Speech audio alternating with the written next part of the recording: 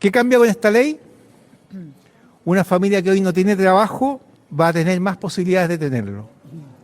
Una empresa que hoy no puede invertir va a poder hacerlo. Una persona que perdió su casa en los incendios va a tener un marco legal que acelere su reconstrucción. Eso es lo concreto. Los números técnicos importan, pero lo que importa más es lo que hay detrás de ellos. Los chilenos y chilenas que necesitan que la economía se mueva.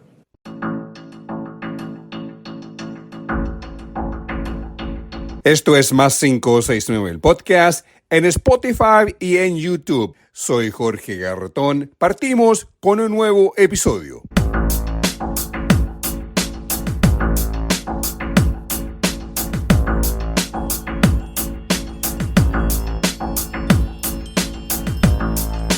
Episodio 139. Esto es Más 569, el podcast. Soy su productor, editor y presentador Jorge Garretón. Es lunes 20 de julio. En este episodio de regreso estuvimos ausentes el día viernes en viaje y trabajo que nos hizo imposible terminar la edición y producción del podcast. En este episodio no hablaremos de los frentes de mal tiempo, como tampoco del niño recargado con lluvias y tormentas no vista en 20 años. Pero sí hablaremos de la mega reforma y la implicancia para nuestra economía y política. Esto es Más 569, el podcast en Spotify y en YouTube. Somos un medio independiente y con clara línea editorial. Para seguir nuestro desarrollo y crecimiento en YouTube, danos tu like. En Spotify, selecciona el símbolo más.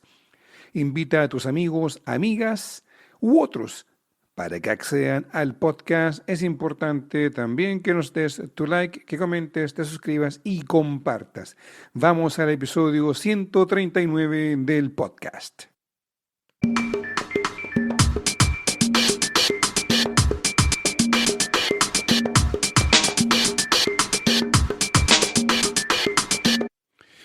Las lluvias llegaron tal como se informó a principios de año por meteorólogos, que debido al efecto del niño recargado, las lluvias llegarían tarde, es decir, ahora, que causarían estragos por su violencia, además porque llovería con intensidad en el norte chico desde Coquimbo al norte. Ha sido así, las lluvias llegaron y el descalabro se aprecia en lugares donde no llovía con tal intensidad en décadas, con quebradas activadas, los valles transversales, que parten desde Aconcagua al norte. Un desastre que se dio previo a las llegadas de las lluvias el día jueves fue la aprobación en el Senado de la mega reforma con una votación ajustada de 26 votos a favor, 24 en contra. Si el senador Calixto hubiese sido formalizado por fraude al fisco la semana anterior y no se hubiese postergado su formalización, hoy quizás esa reforma no hubiese sido aprobada. ¿Qué significa su votación a favor en el Senado? Rebaja al impuesto corporativo del 27 al 23% y reintegración tributaria. ¿Qué es la reintegración tributaria en Chile? Lo explicamos. Así es este pilar de la reforma de Quirós. La reintegración tributaria es un sistema que permite usar el 100% del impuesto pagado por una empresa como descuento o crédito en los impuestos personales de los dueños. El objetivo es evitar el doble pago de impuestos y que el dueño tribute solo una vez por las ganancias retiradas. Pero nunca retira las ganancias, siempre serán reinvertidas y será un crédito que se le entrega anualmente al controlador.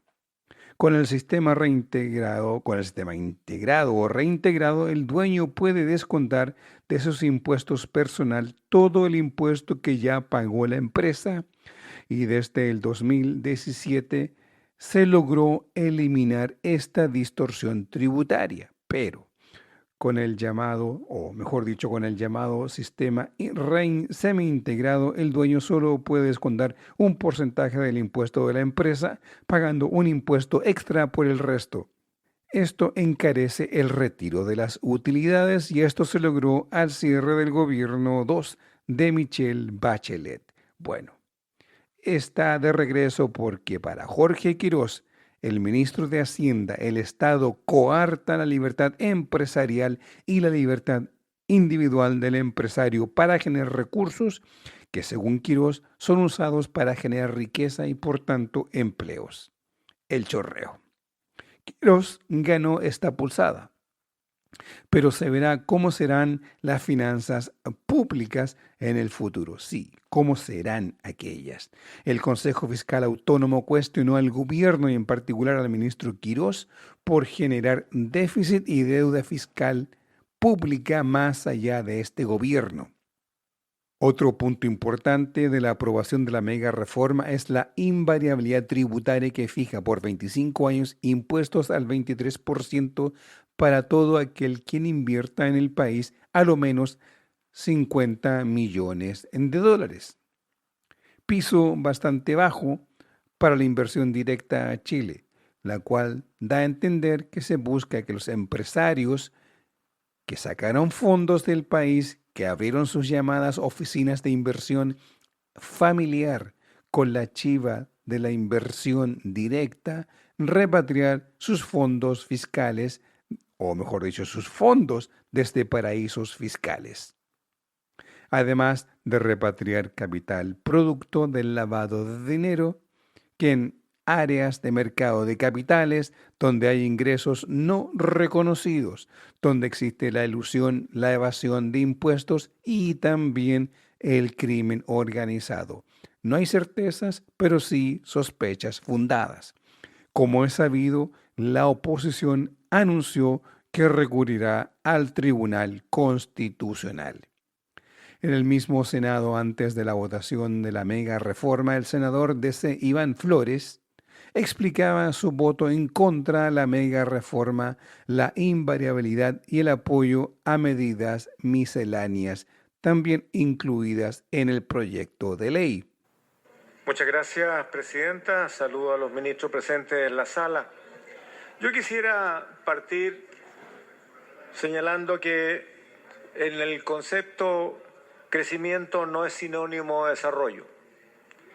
Es una parte del desarrollo si es que es sustentable en el tiempo y también sustentable respecto de su entorno particularmente. Crecimiento uno lo debe entender como una condición multifactorial. Crecimiento con empleos dignos es lo que el ciudadano común y corriente espera, pero con empleos dignos. Y crecimiento también requiere de un país con tranquilidad social o con poca efervescencia a lo menos. Requiere de un país con más seguridad pública. Hay estudios que indican que ya desde hace varios años, a lo menos un cuarto de los empresarios en condiciones de invertir no lo hacen por incertezas o por inseguridad. Por inseguridad pública, claramente. Prefieren invertir en países que están más tranquilos, más estables, que tienen condiciones que permiten asegurar que en el mediano plazo a lo menos, porque ese es el horizonte con que se evalúa, el país no va a tener cambios demasiado bruncos. También requiere un país con estabilidad política, un país sin imposiciones y con las cosas claras. También requiere de un país con empatía por los que tienen temor al futuro, por los que ven también un futuro con incertezas, por los jóvenes que tienen poca esperanza y que siguen siendo carne del avance del crimen organizado porque los capturan cuando la desesperanza campea en los barrios humildes, porque esos jóvenes no tienen posibilidades de tener un empleo decente o tener el espacio para lo cual estudiaron. Ese es el país en donde el crecimiento efectivamente tiene sentido humanitario, tiene sentido de las personas que deben gozar de ese elemento que es consustancial a el concepto del desarrollo con letra grande, el desarrollo amplio, no solamente el crecimiento económico, es mucho más que eso. En ello Señora Presidenta, creo firmemente en la buena inversión, sin duda que necesitamos crecimiento. Creo en la necesaria recaudación que debe, por cierto, partir evitando la evasión, la elusión, las colusiones, que son lo que han dañado a Chile. ¿Para qué hacer una reforma tributaria si con lo que se evade y con lo que se elude hoy día en impuestos por la informalidad del trabajo y por las montones de maneras que tienen algunos de evitar la obligación tributaria y mantener a esa población económicamente activa en condiciones de sostener a una población económicamente pasiva en crecimiento, los adultos mayores? No necesariamente una rebaja tributaria es la única solución, son muchas y complementarias o copulativas. La reforma tributaria planteada en esta reforma, por su intermedio, señora Presidenta, señor Ministro de Hacienda, creo yo que es un salto al vacío, porque lo único seguro de la rebaja tributaria es que tendremos, o que asegura, un forado gigantesco en el ingreso fiscal calculado aproximadamente en el tiempo en que podría haber equilibrio fiscal de unos 4.800 millones de dólares. Eso es lo único seguro. Por esa razón también voté a favor del endeudamiento, porque había que asegurar que ese forado fiscal no ponga en riesgo la efectividad, la oportunidad del trabajo que hacen servicios públicos, que no puede fallarle su presupuesto. No tenemos, lamentablemente, ninguna certeza de que el ahorro que estas empresas más grandes, las grandes empresas, va a ser efectivamente destinado a una reinversión de sus negocios o en nuevos negocios o en fortalecer y hacer más eficientes los mismos. Quisiéramos eso, encantado de la vida podríamos aprobar esta rebaja tributaria si se asegura que efectivamente ese ahorro que van a tener va a ser reinvertido y que puedan apostar por crecer. Yo, de verdad, esta es una apuesta, creo yo, demasiado cara y riesgosa al financiamiento de instituciones públicas, que es lo único que tienen aquellas familias más vulnerables y la clase media que no tienen recursos para poder acudir al sistema privado de educación, al sistema privado de salud, al sistema privado de transporte, suma y sigue, o de agricultura. Por eso voy a votar en contra lo que corresponde a la rebaja tributaria. Por otra parte, la invariabilidad tampoco tiene certeza, porque de verdad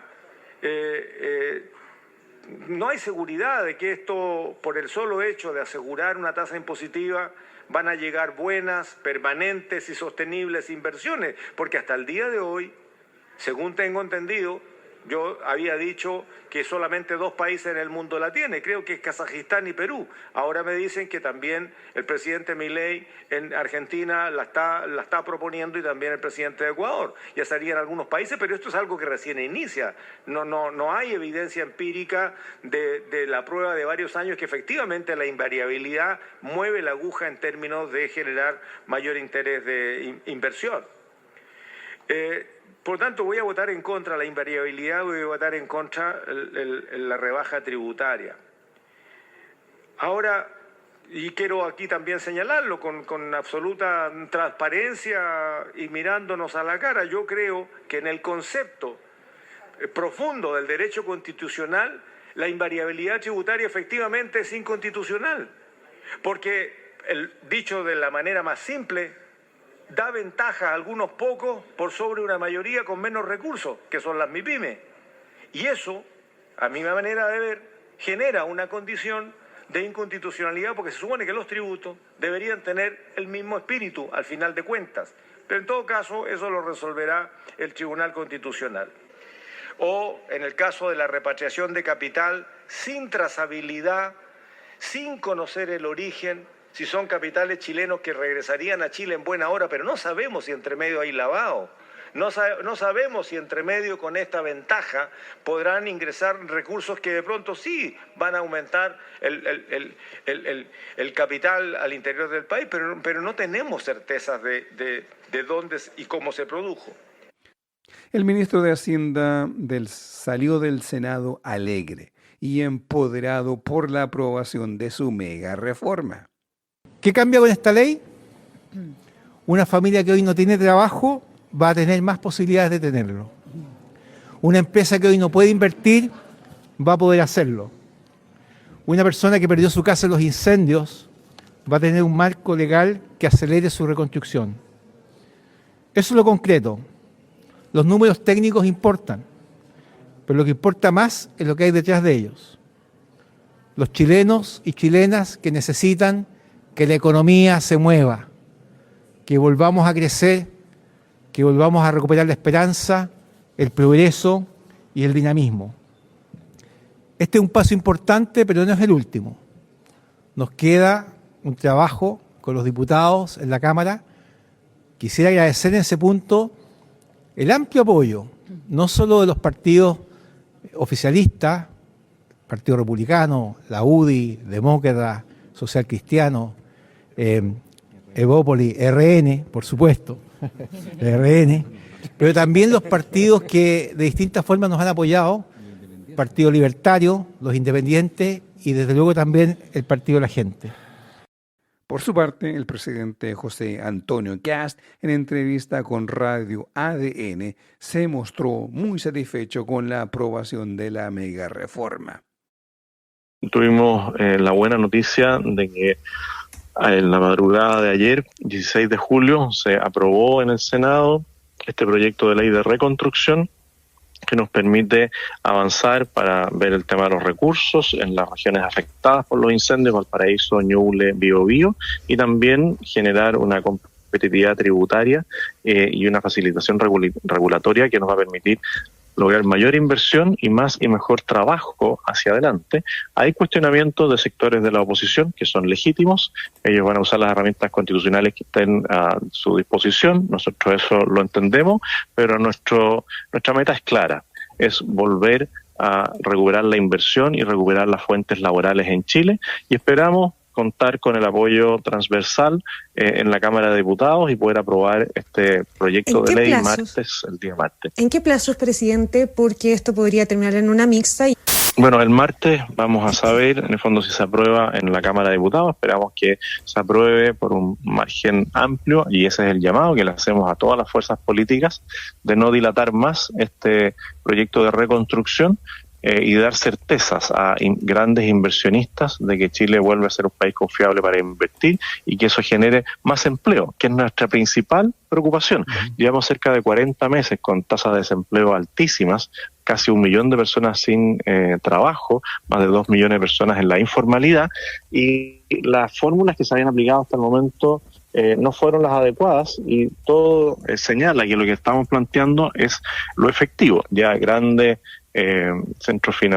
analistas financieros internacionales han señalado que esto es un antes y un después para el crecimiento de nuestra nación. Así que el llamado es a que los parlamentarios nos apoyen en esto. Si quieren recurrir al Tribunal Constitucional, están en su derecho.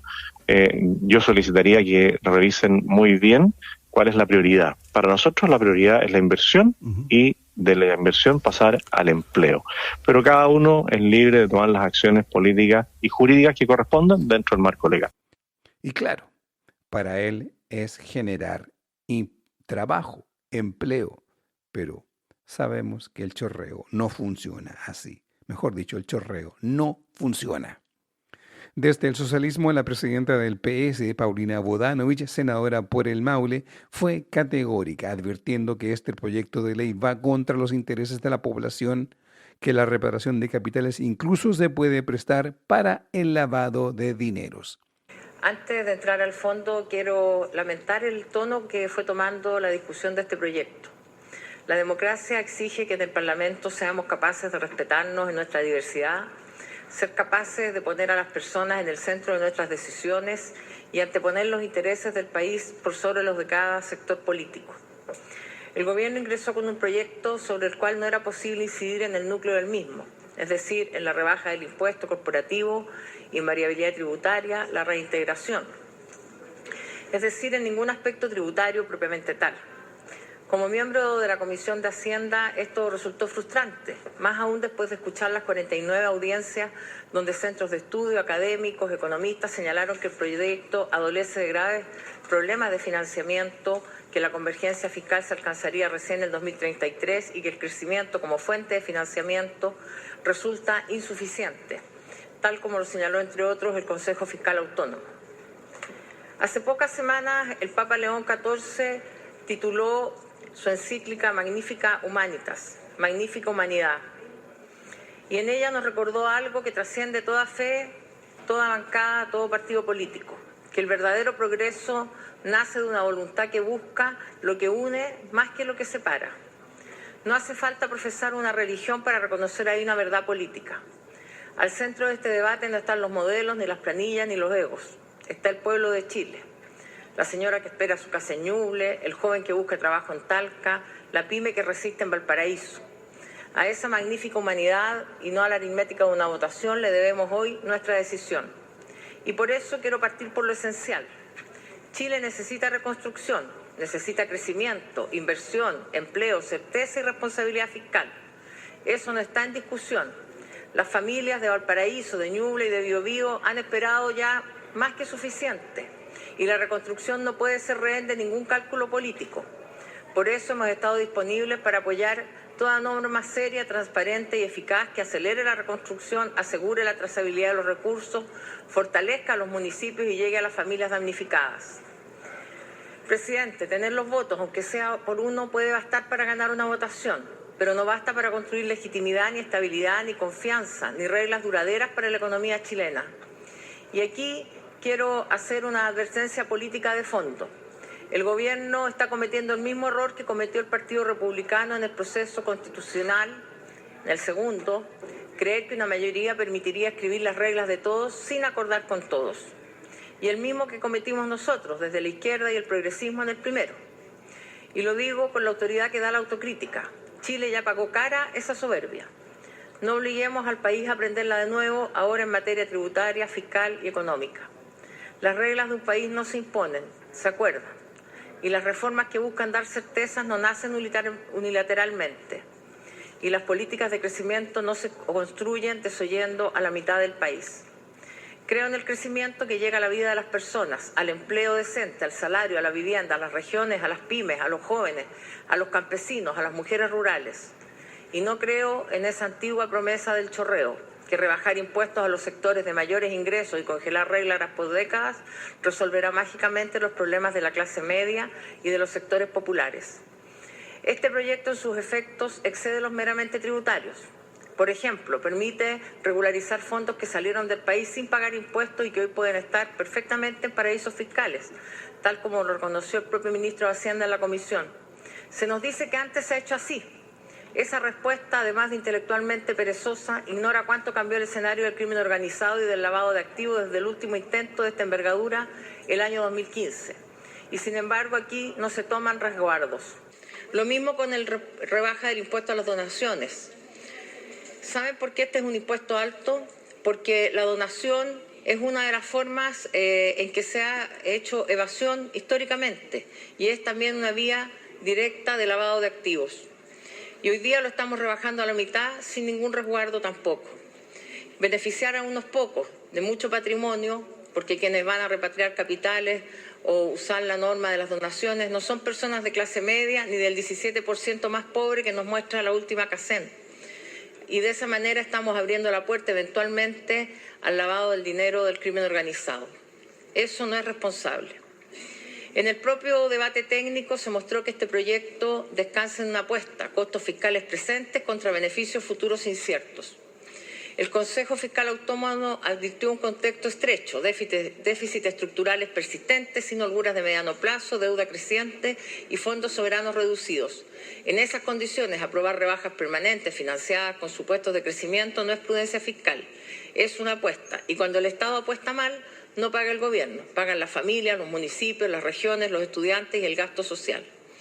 La certeza jurídica de la invariabilidad tributaria implica comprometer decisiones propias de gobiernos futuros, de legislaturas futuras y, en definitiva, limitar la democracia.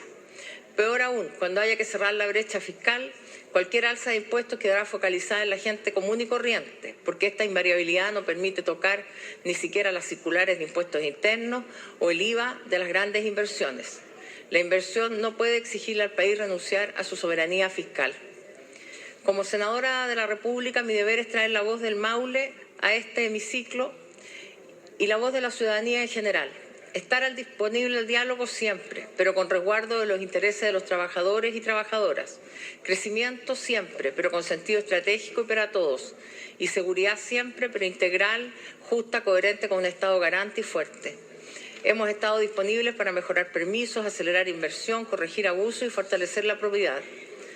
Este proyecto es inédito, la única reforma tributaria que no busca recaudar más, sino menos, y disminuir la recaudación fiscal para provocar crecimiento. No vemos un impacto real de este proyecto en el corto plazo, cuando el desempleo campea y en mi región supera ya los 2 dígitos.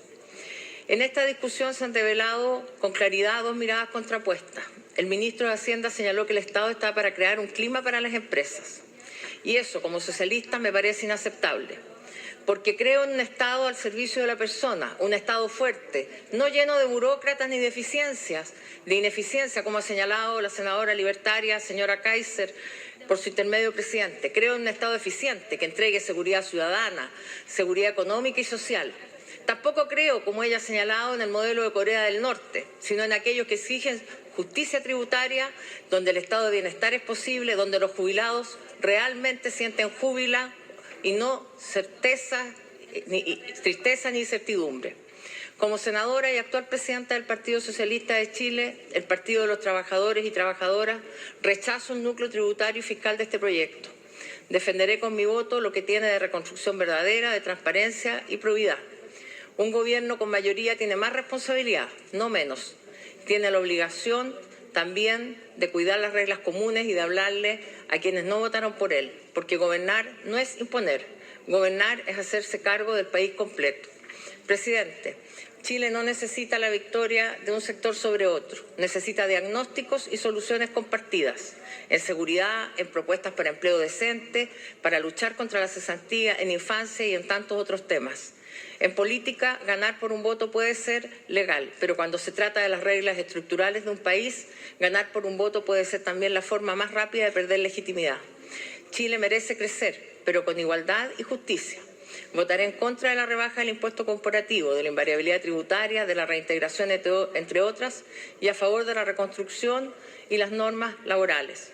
Mi voto es un voto por la responsabilidad fiscal, por la justicia tributaria, por los municipios y las regiones, por la clase media y los sectores vulnerables, y por el derecho soberano de los próximos gobiernos, de las legislaturas futuras y del Chile del mañana a decidir. Esta semana se tiene que ver en tercer trámite constitucional en la Cámara de Diputados tras la aprobación del Senado. En la Cámara debe aprobarse los cambios debatidos y aprobados en el Senado. Vamos al break. Esto es Más 569, el podcast, episodio 139. Soy Jorge Garretón.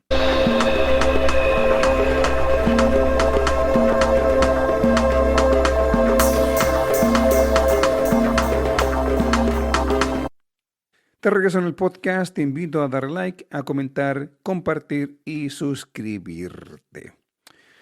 Demos un poco de vuelta de memoria. Rebobinemos un poco algunos puntos que nacen desde la reforma tributaria o de la mega reforma. Recordemos en parte lo que dijo el Consejo Fiscal Autónomo sobre esta reforma tributaria.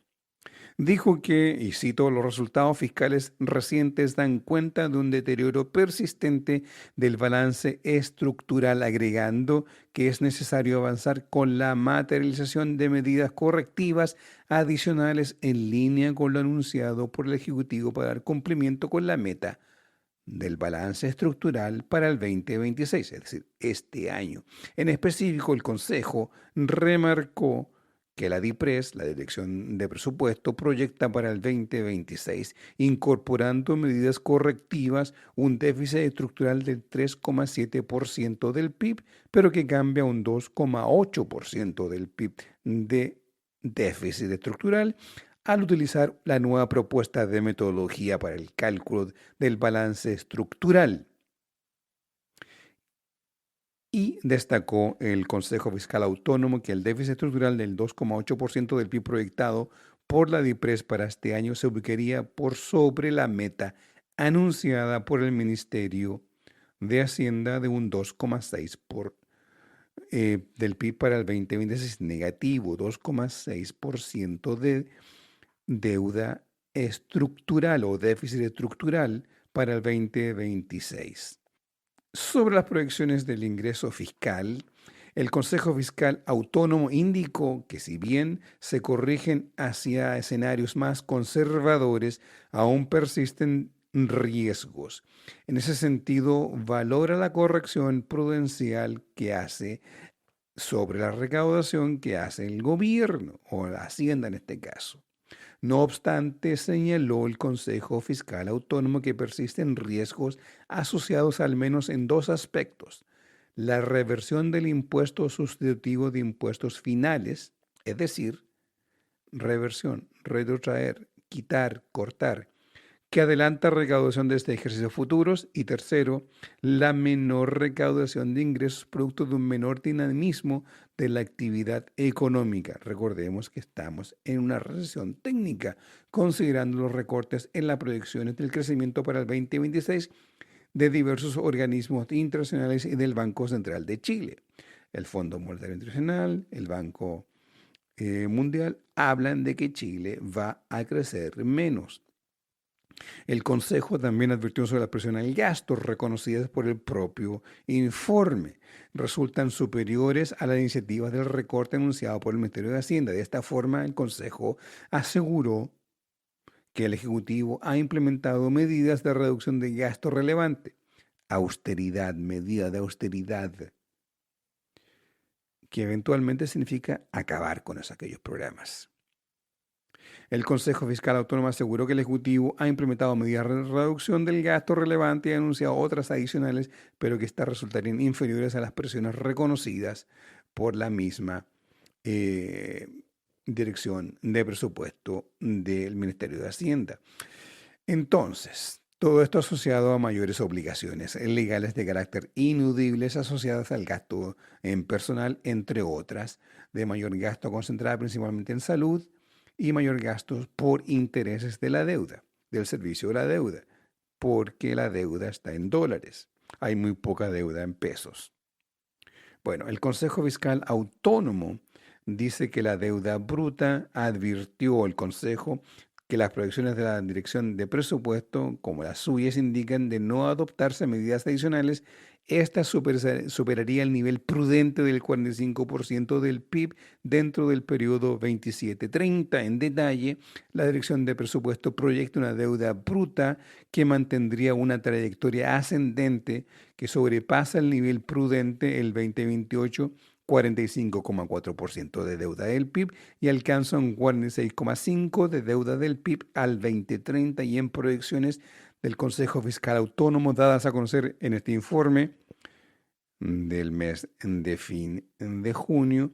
En el escenario base, la trayectoria central de la deuda sería creciente, superando el nivel prudente y alcanzando un máximo de un 48% de deuda del PIB para el 2023. En dichas proyecciones, al incorporar la variabilidad normal de los supuestos en que éstas se basan, la probabilidad de superar el nivel prudente se acerca a 50% el 2028, señaló el Consejo Fiscal Autónomo. Es decir, este gobierno está ahora dando las cuentas fiscales y al mismo tiempo proyectando deuda más allá de lo que es normalmente atribuible o aceptable, del 45% para el 2033, de un 48% del Producto Interno Bruto de deuda.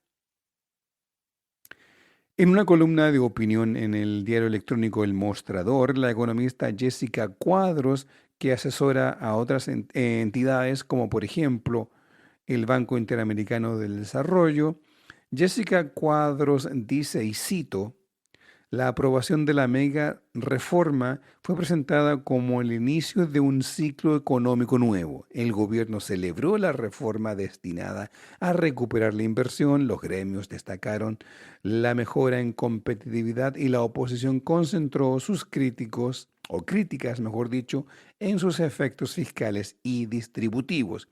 El debate terminó concentrándose en una sola pregunta: si la rebaja del impuesto corporativo, la invariabilidad tributaria y la simplificación regulatoria bastarán para devolver a Chile a la senda del crecimiento.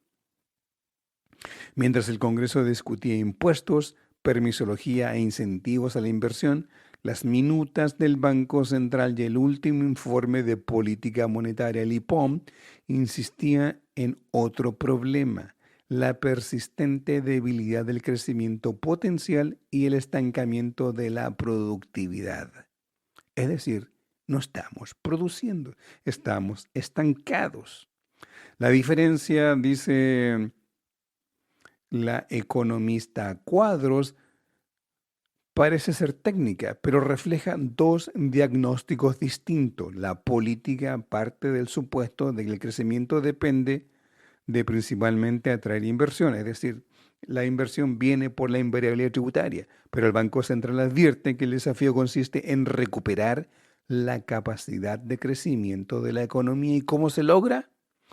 Esto es la opinión de Garretón, con inversión directa del Estado en áreas estratégicas de la economía, identificarlas, invertir y desarrollarlas.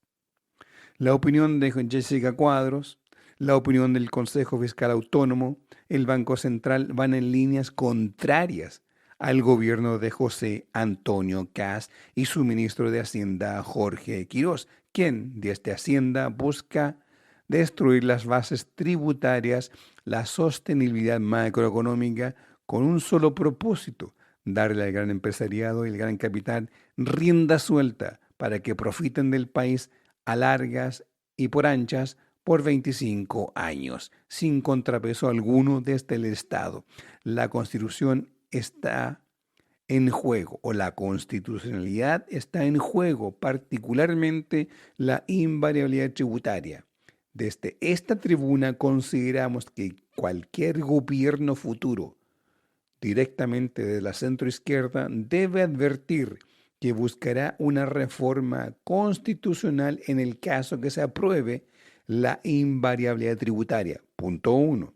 Que se legislará una reforma constitucional que acabará con la invariabilidad tributaria y la rebaja de impuestos corporativos sin compensación, además de impulsar reformas tributarias serias que acabe con la elusión y evasión, que acabe con la reintegración tributaria.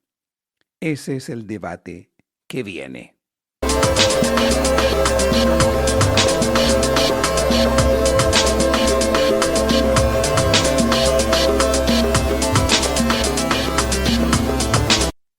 Ponemos fin a este podcast, episodio 139 de Más 569, el podcast. Soy su productor, editor y presentador, Jorge Garretón.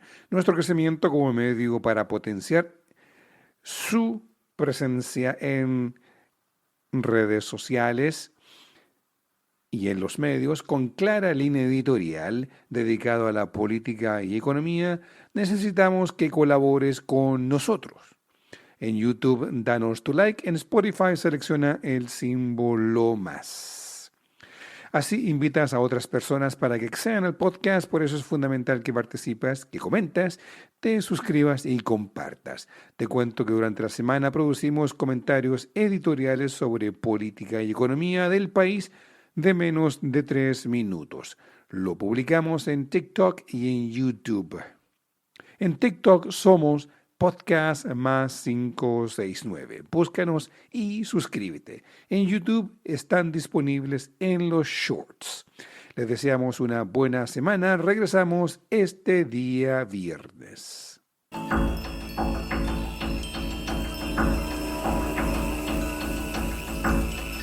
Así llegamos al final de esta edición de Más 569, el podcast, producido, editado y presentado por quien les habla, Jorge Garretón. La música que acompaña el podcast es cortesía de Edgardo Moreno. La música acompañada en la presentación y salida de este podcast lleva el nombre de Too Cold del álbum Drips. El tema que acompaña los intermedios es el tema Rumba Courage del álbum Canciones. Para escuchar la música de Edgardo Moreno, los invito a visitar bandcamp.com y buscar por Edgardo Moreno. El arte que acompaña este podcast es del artista Alejandro Balbontín. Lo encuentras en alejandrobalbontin.com. Para mayor información, contáctate en nuestras plataformas en Spotify, YouTube, Instagram, Facebook, Twitter X o en TikTok. Por mail puedes escribirnos a podcast+569@gmail.com.